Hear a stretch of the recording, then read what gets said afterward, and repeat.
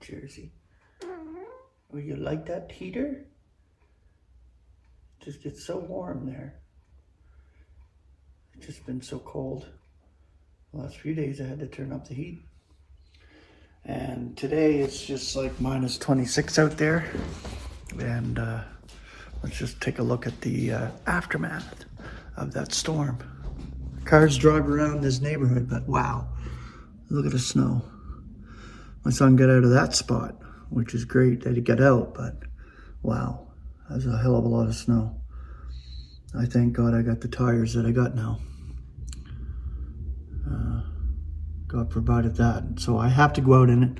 No choice. My wife and son both got out, which is great. It won't last. Here in Alberta, it's fast. And it'll end up going away pretty quickly, hopefully.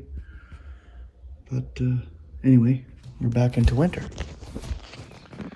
So I've got this word here today. And as I sit down in this chair, represents an example of us being seated with Christ among the celestials. Metaphorically speaking, we are already there figuratively in spirit. And Christ is seated next to God. And we're in Christ. Now this is the word for today. Seated. The Greek, there's your Greek right there. English elements. Down, eyes.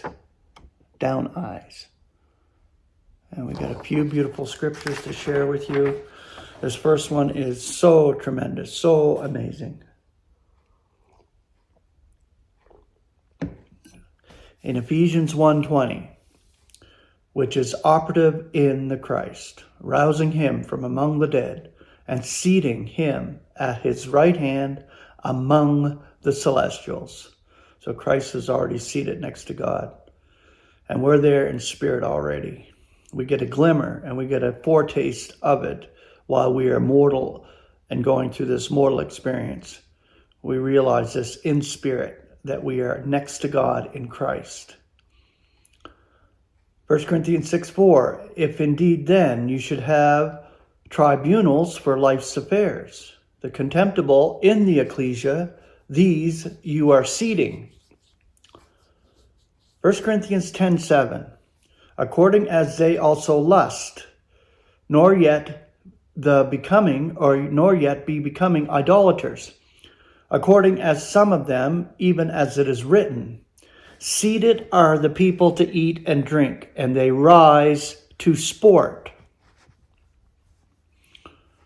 2 Thessalonians chapter 2, verse 4, who is opposing and lifting himself up over everyone termed a god, small g, or an object of veneration, so that he is seated in the temple of God, demonstrating that he himself is God. This is the man of lawlessness. This is what's coming in the earth. Right now, it's being formed. Right now, it's happening.